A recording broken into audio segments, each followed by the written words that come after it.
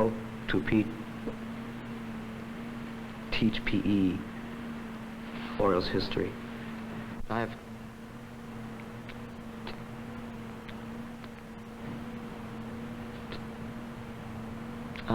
two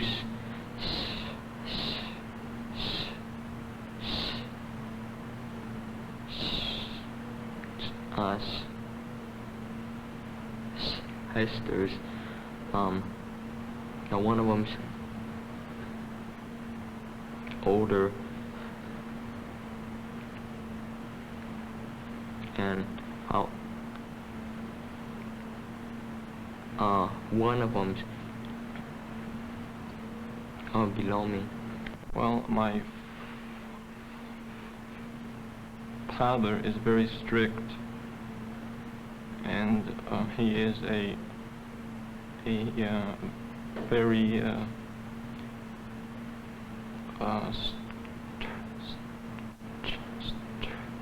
strong personality type of person, and he, if I have to talk to him, it just scares me that I stutter very much. My name is John Eaton, and I think he's the greatest guy in the world. Right now he's going for his teacher's credential. He's going for teacher's credential at Loyola, and in the summer he'll be going into the Air Force, and he'll probably be flying planes, and he's looking forward to it a lot. I like him. I've always liked him because he's about 5'10". He's my ideal man. He's about 5'10". He has a little boy look to him. He's just starting. His kind of ears kind of protrude just a little bit, but I mean, it just makes him, you know. And the only bad thing about it is that he's going bald already at 22, and he's kind of embarrassed about it at times. What you have just seen are some examples of the problem called stuttering, which affects over 1 million Americans. I am Dr. Joseph Sheehan, professor of psychology, UCLA. At one time, I stuttered as severely as any of those you have just heard. For several years, I have specialized on the problem of stuttering both in research and therapy. Mr. Bob Gladstone, the producer of this show, is going to ask me some of the questions commonly raised about stuttering. Dr. Sheehan, just what is stuttering? How is it different from stammering? Stuttering and stammering are really two names for the same disorder. Stuttering is a problem involving communication. It is a hesitancy. We all stutter a little bit at times, but a person who stutters or becomes a stutterer develops a fear or an apprehension, an anxiety. There are elements of conflict in it. He wants to go ahead and speak, but he holds back because of fear. And this fear seems to relate to how he feels toward himself and how he feels toward the other person. Is this a surface problem, or does it go deeper than what it appears to be? The major part of it is really underneath the surface. That is, the person feels fear, shame, guilt, tension. He's always worried about what might happen. He might get into a situation, not be able to say his name, or the telephone rings and he can't answer it. And in this way, stuttering is like an iceberg. The part that you see is really the smaller part. The larger part, to the stutterer himself, is all the emotional load that he has to carry along with him at all times. Have there been many famous personalities who have had this problem? Yes, Moses and Demosthenes, who overcompensated by becoming a famous orator. He spoke with pebbles in his mouth, spoke above the ocean's roar. Charles Lamb, a writer, compensated in a different way. So did Somerset Maugham, Charles Darwin, and some actors have been stutterers too. We have a, excuse me, a videotape that we recorded previously indicating this so-called role playing and its effect on the stutterer. Let's take a look at this one right now. Do you usually have trouble saying your name, Maureen? Would you if you introduced yourself right now? Yes, I would. Maureen Brindley is my name. What about if you take the role of somebody else or assume an accent? If you know, did you ever try that? Yeah, man, in high school I assumed many accents. Let me tell you, sometime I was a good Negro, and other times I'd be a very precise lady in a play. And other times, too, I just try to talk to people in a rhythmatic type of thing. And I would do things or laugh or try to be unnatural. And then I'd start my accent again, and boy, I just never had any trouble at all. That was very interesting, Dr. Sheehan. Is this technique of role-playing ever used as part of your therapy training? It is not really a sufficient therapy in itself. It is better for the stutterer to accept himself rather than to try to be somebody else. We have examples of people trying to enact false roles, but this is really part of the stutterer's problem. It's a false role disorder. The stutterer needs to follow the motto of "to thine own self be true." The stutterer builds up a lot of tension because he tries to pretend that he doesn't have the problem of stuttering. He tries to pretend that nothing is happening, and he gets very skillful in enlisting the listener in keeping up this pretense. It's what we call the baby hippopotamus effect. Suppose that we had on this table between us a baby hippopotamus, and we had an agreement that we would talk as though it weren't there. Well, stuttering is something like that, and there's this pretense, this fiction that nothing is happening, that the stutterer gets very skillful at enacting. But it isn't really a sufficient therapy to take roles or be somebody else. You have to learn and go through life being yourself. Before we actually get into the therapy itself, could you answer this question? What actually is it that causes stuttering? Stuttering is a fear problem. It is a self-role conflict, also called an approach avoidance conflict.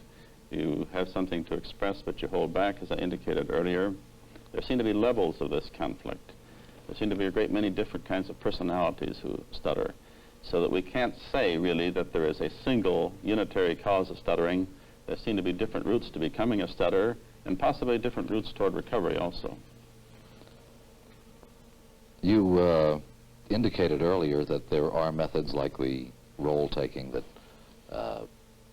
would help the stutterer to at least appear for the moment to be over his problem. Again, we have a videotape of a group involved in choral speaking. Before we look at it, though, would you care to say a little bit about this? Yes. And why it works? Yes.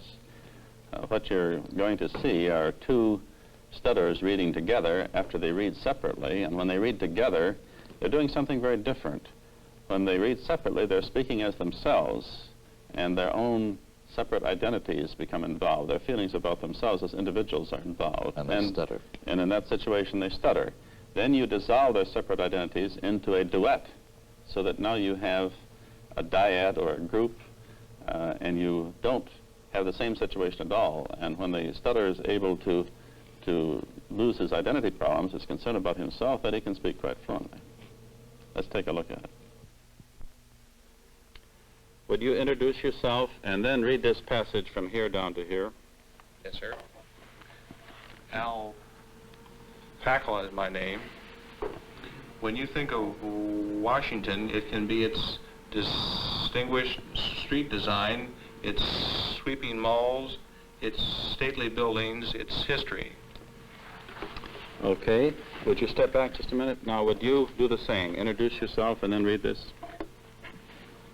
Thomas Alexander. When you think of Washington, it can be its distinguished street design, its sweeping malls, its stately buildings, its history. Now, would you stay right there, and could you come back in, and would you merge into a duet? I'll begin with you, and let's read this together and stay together all the way down, beyond this point down to here. All right, let's try it. When you think of Washington, it can be its distinguished street design, its sweeping malls, its stately buildings, its history. When you think of Washington, it can be the capital of the free world and its influence and presence in every government. Yeah, that was really amazing. Does the stutterer always stutter? Are there times when he doesn't, separate and apart from an incident like the role playing or the choral speaking? One of the interesting things about stuttering is that the stutterer speaks fluently most of the time. And he is most likely to stutter when he has something important to say to someone who is important. That is, you are more likely to stutter in crucial situations and when you're communicating a lot, when there's a lot of emotional loading to what you're saying. If a situation doesn't matter very much, or if you're not really communicating, or if there's some distraction present, then you can often speak quite easily. For example, most, not all, but most stutterers can sing quite fluently, and here's one who illustrates the contrast between her speaking and her singing. Let's take a look at that. You were telling me that you could sometimes sing a song without stuttering, Candy. I wonder if you could introduce yourself and tell 2 or 3 things about yourself, and then give us your song.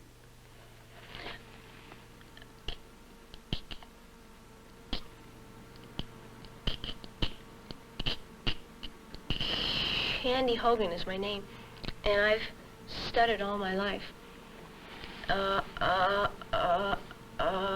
I'm a student at UCLA.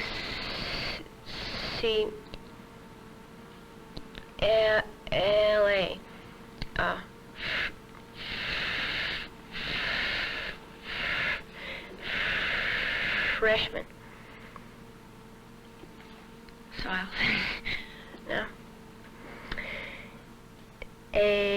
Edelweiss,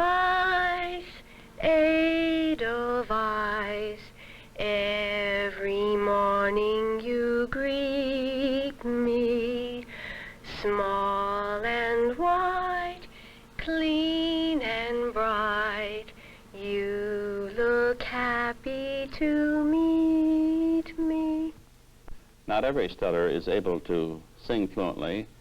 For example, when I was in college, I once tried to sing Old Lang Syne and could never get past the second word.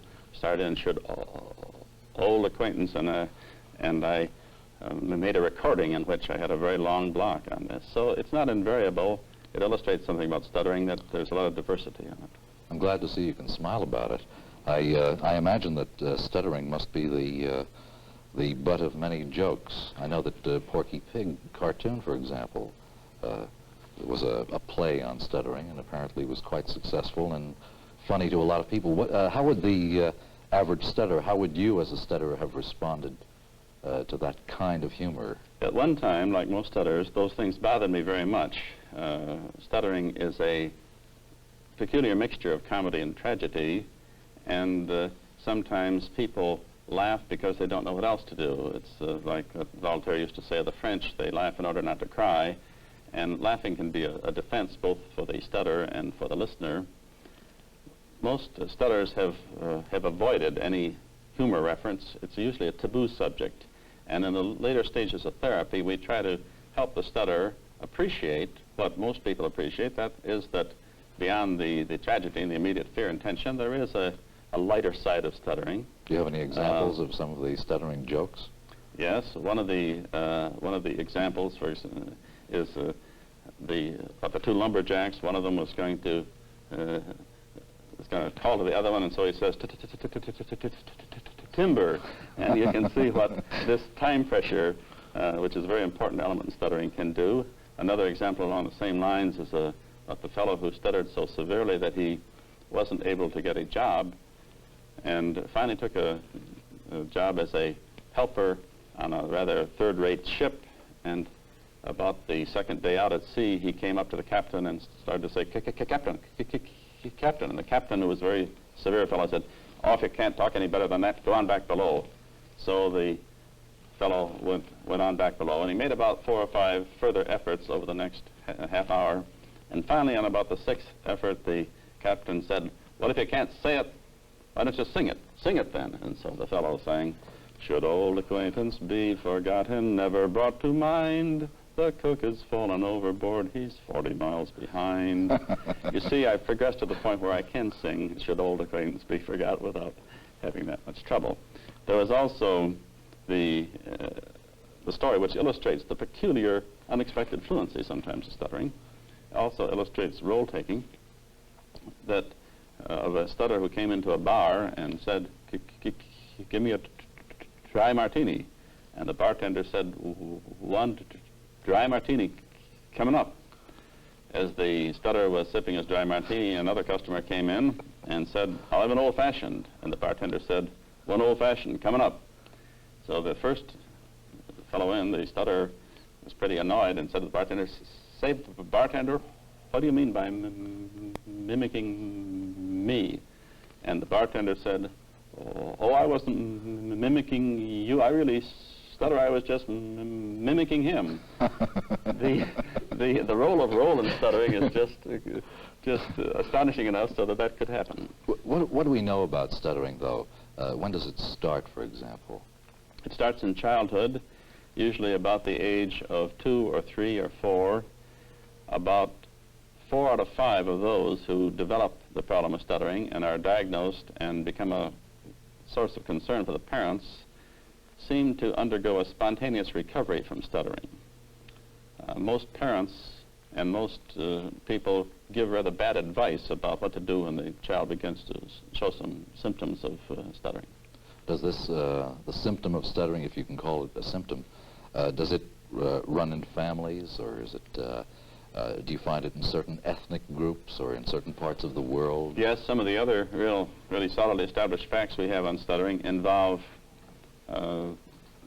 the fact that stuttering does run in families, not on a hereditary or genetic basis necessarily, because other things run in families, like money and ways of handling children run in families. Stuttering is distributed all over the world. I traveled through Africa trying to interview every native African who could speak enough English to speak with me, and found that every African that I could encounter knew a word for stuttering in his native tribal tongue, knew the problem, and often had some psychological theories concerning it. So it's a problem that's distributed all over the world. We know that it exists in Asia, and it seems to be a rather universal problem. You had mentioned to me on a previous occasion that the etymology of this was quite unique. That what was it you said about all the words? Oh, yes. The words for stuttering tend to be onomatopoeic. That is, they tend to sound like stuttering. In addition to our own English word, stuttering, which sounds a little like it, you have the Kikuyu word for stuttering. The Kikuyu are a tribe from which the Mau Mau developed. This is a tribe in Kenya. The Kikuyu word for stuttering is kuhinda hinda, which means literally stuck in the tongue. The Dongala tribe of the Sudan used the word tamtma, and other peoples throughout the world use these onomatopoeic words for stuttering. Does the problem concern itself primarily with men or women or boys or girls, or is there have you found that there's a definite distribution of? There's a very definite distribution of stuttering as to the sex ratio. It is a problem about 4 or 5 times more common in males than in females. One researcher tried to explore this problem by exploring the rate of mandibular movement, comparing males and females, and found that females were a little superior. That is, they could waggle their jaws a little faster. I doubt that that's a very serious answer to it. Nearly everything that shouldn't happen, that's biologically unfortunate, tends to happen to males more than females. Did I ask you when it manifests itself, at what age? It has its peak onset between the ages of 3 and 7, and it tends to begin about the time of the child's putting words into sentences. Also, many cases of stuttering seem to have their onset in school, and the recovery, if it is going to occur, tends to occur during puberty or during late adolescence. Is the problem complicated by the parents' attempt to help? Yes, yes, it is. Very often the parent is badly advised and doesn't know what to do. For most of us, if we stumble on a word as we do, we try it again, or we stop and take a deep breath, and it works all right. But this is often not very good advice for a stutterer. If you ask the child to stop and think what you have to say and take a deep breath and speak again, then you're saying to him, your way of speaking isn't acceptable. I don't like the way you're talking. And you're also saying, talking is a difficult thing. You better work hard to do it. and the stutterer can develop tensions, and he begins to force and struggle, and this forcing and struggling seems to lead to a vicious circle, that the stutterer tries very hard to keep from stuttering, and in those situations in which he tries hard to keep from stuttering, he's most likely to stutter. Stuttering is something in a way that you do because you try hard to keep from doing it. It's a classic kind of vicious circle. What is the likelihood that being in the presence of stutterers, if, well, myself, for example, if I did not stutter, but I was in the presence of stutterers, could it happen to me? No, it really wouldn't happen to you. What could happen to you is that you would begin to listen to yourself more, you would begin to monitor yourself more, and you would begin to realize that your own speech, like that of any other normal speaker, contains a great many bobbles and hesitations and interruptions. Most of us take these for granted and accept them very comfortably. The stutterer, though, has the feeling that he must speak perfectly, and so he's constantly straining not to stutter, and this is a big source of problem for the stutterer. What about cures? Are there any quick cures? There are no quick cures, although the variation of stuttering tempts some stutterers to hope that he can get a magic release by next Tuesday. He'll be speaking as a silver-tongued orator. The Demosthenes story maybe perpetuates this legend. Sometimes the stutterer can feel like a giant in chains. That is, the stuttering becomes a peg on which to hang all his shortcomings. And if only he could get rid of that problem, then everything else would be fine. It's like the stutterer who felt that he wasn't popular because he stuttered. He got over it, and he found his friends didn't like him anyway. The search for a magic cure is almost universal. Hypnosis is one of the favorite, apparently magic kind of cures, because some stutterers under suggestion can temporarily speak more fluently. But hypnosis has been thoroughly explored as a therapy for stutterers and found wanting. What about drugs or even alcohol? Drugs, the tranquilizers and the hallucinants have been tried out with stuttering, and they don't produce any permanent effect. In fact, they hardly produce a discernible effect. In one of the better controlled studies, the only thing that really worked was the placebo. It was the sugar pill. The alcohol has an interesting effect on stuttering. It is said that the superego is the only part of the personality soluble in alcohol. Alcohol seems to be one of the most ancient tranquilizers, and also relates the use of alcohol, which does seem to produce quite a bit of fluency, only temporarily in some stutters, seems to relate to a temporary false increase in self-esteem. We have this expression, feeling high. A great many stutterers can take a few drinks and lose themselves. They dissolve their identities, perhaps. That's another way of saying it. Or they feel high. In effect, it's assuming another role. It's assuming another role. Stuttering is a status gap problem. You stutter depending on your own perceived status compared to that of the listener. If I were talking up to you, I would have more trouble. The average stutterer, the average child who begins to stutter, is speaking upward all the time. In practically everybody in his environment has more authority than he has, and status, authority is often shown in a vertical dimension. To have to speak up to an authority figure is a very difficult problem for stutterers, and currently 2 colleagues and I are publishing an article on showing the effect of status on stuttering, in which you stutter more to professors than you do to fellow students if you're a student who stutters. And there's a great many other research studies. We're constantly trying to discover more about the problem of stuttering.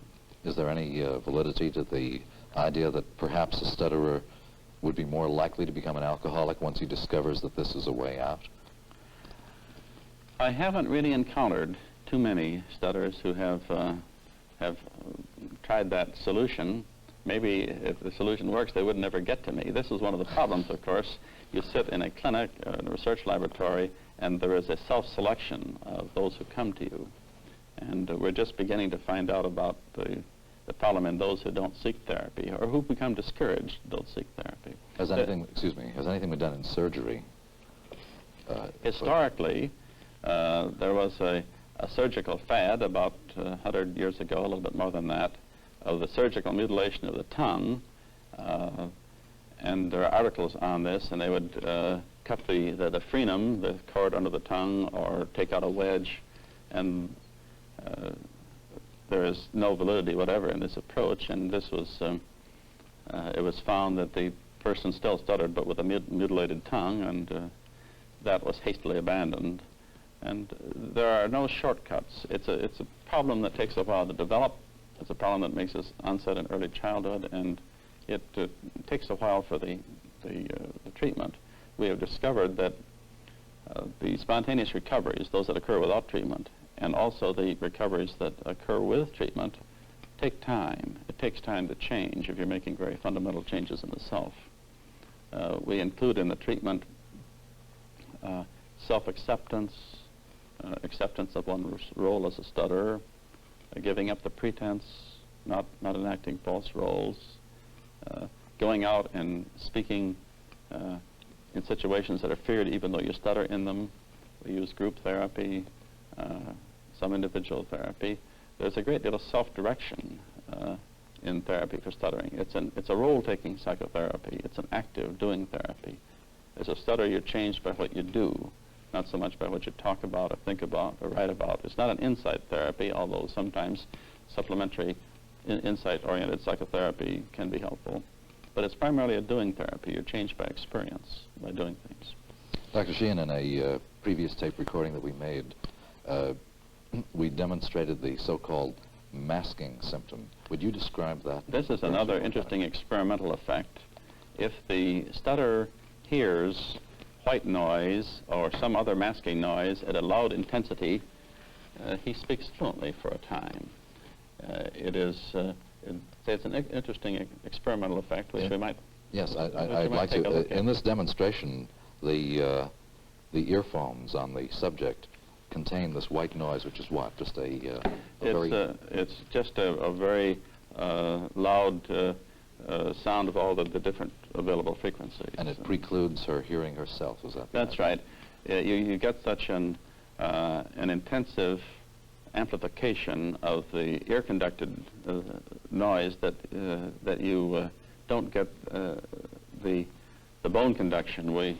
As we speak, we monitor ourselves constantly, and you change the monitoring. This is one of the speculations as to why this effect works. Let's look at that. The mind and eyes of Western man have accepted and often assimilated the ideas and cultural expressions of the non-Western world.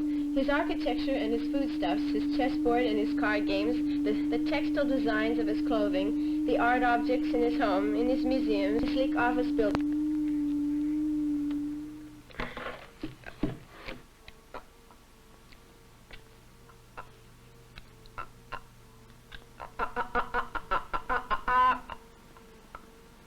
Are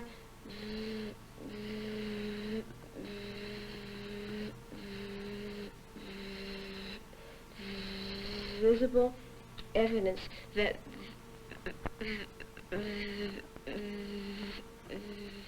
That certainly is the most dramatic example so far, I think. I've heard it said that a stutterer should take a deep breath.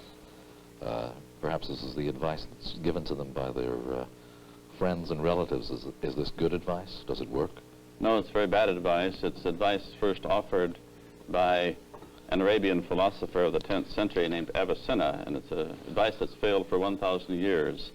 What the advice tends to produce is a temporary fluency and a distraction. That is, the person will do, he will do this, he will speak more fluently. For example, if his name is John, and he started out saying, "My name is John," somebody tells him to stop and take a deep breath, the first effect you get is this: "My name is John," because it's a novelty, it's a distraction, and it seems to work, and this is very insidious because it depends upon newness.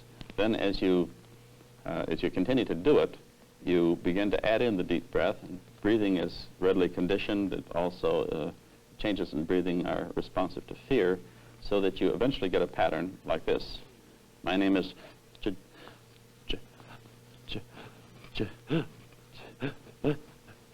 John." And this is one of the ways that stuttering builds up and develops. There's a learned behavior aspect of stuttering. There's a habit part as well as the attitude part that we've been talking about so far. This is a very painful experience for most non-stutterers when they're confronted with a stutterer who is obviously going through contortions and difficulty getting out a word.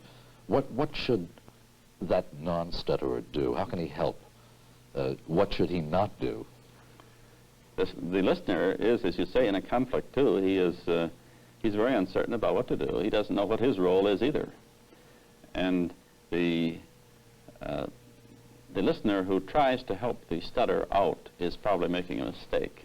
Most of us like to talk. Even if you stutter, you still like to talk. And it's better to let the stutter finish his own words, even if he seems to be floundering a lot.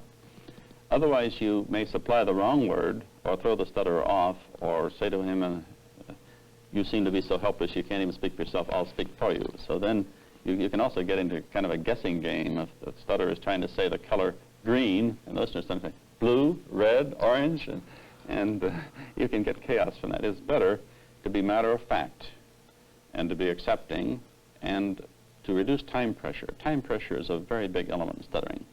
The stutterer tends to feel insecure enough about himself and about his role so that he puts himself under time pressure. He feels he's got to rush, and the internal time pressure set probably trips him up a great deal. You said earlier that stuttering is caused by a self-role conflict. Can I interpret that to mean that if a stutterer is not himself, that perhaps he won't stutter? On a temporary basis, he can speak fluently by getting away from himself. And some of the old distraction therapies were based upon that. But that's no permanent solution to the problem. We have had examples of actors. Gary Moore, for example, was a successful actor even at a time when he stuttered. Jack Parr used to be a stutterer. Marilyn Monroe was a stutterer. When you take a role and are somebody else, you seem to be able to speak more fluently. We had one actor who could run children's puppet shows, and he could take all the voices of all the different puppet characters, and he got along very well until he began to study the Stanislavski School of Acting, which emphasized acting from yourself. And when he had to take a role as an anxious, expectant father with the line, "I have a defect," he thought of his own defect, stuttering, and he stuttered. So that you can't spend the rest of your life being somebody else. You have to become yourself. And in therapy, we try to study these false roles and help the stutterer to reject them and to be himself and to learn to speak more easily and indeed to stutter more easily as himself. Sometimes it's useful for the stutterer to stutter on purpose or to stutter in an easier way. There are a lot of different ways of stuttering, a lot of different styles, and you can adopt a role as which is based upon an acceptance of yourself, which also involves stuttering very easily. For instance, on the word stuttering. I stuttered on that word just then. At one time, I would have grimaced and did some of the things that the people you saw earlier were doing. But I still stutter. I think of myself as a stutterer, but I am very comfortable and self-accepting in it. I think every stutterer has to work out his own acceptance of self and has to pick from the smorgasbord of what we offer in therapy a way of being himself and being a stutterer to the extent that he still is one, and speaking comfortably and stuttering comfortably and being open, and to reject all the false role-playing, because stuttering is in many ways a false role disorder. Without the false roles, you don't have much left to stutter about. I recall a story, perhaps even you told it to me, about a young man who stuttered badly and then found that if he could adapt an accent, I believe it was an Irish accent, he went around and he never stuttered anymore because he was very fluent until this character that he had created became so much a part of him that he was stuttering in his brogue and had to go on to Cockney or something else. Exactly, exactly. And many stutterers have gone through a procession of different characters, and you use these different accents. And this shows why you have to accept yourself. You can't really get away from yourself. Where would a stutterer go to find help? A college or university speech clinic, speech and hearing clinic, is often the best source of help. The public school therapy offers some help to stutterers. There are some public school therapists who specialize in stuttering and do an effective job of it. Others specialize in other disorders. But any public school therapist or any member of the American Speech and Hearing Association can usually help a stutterer find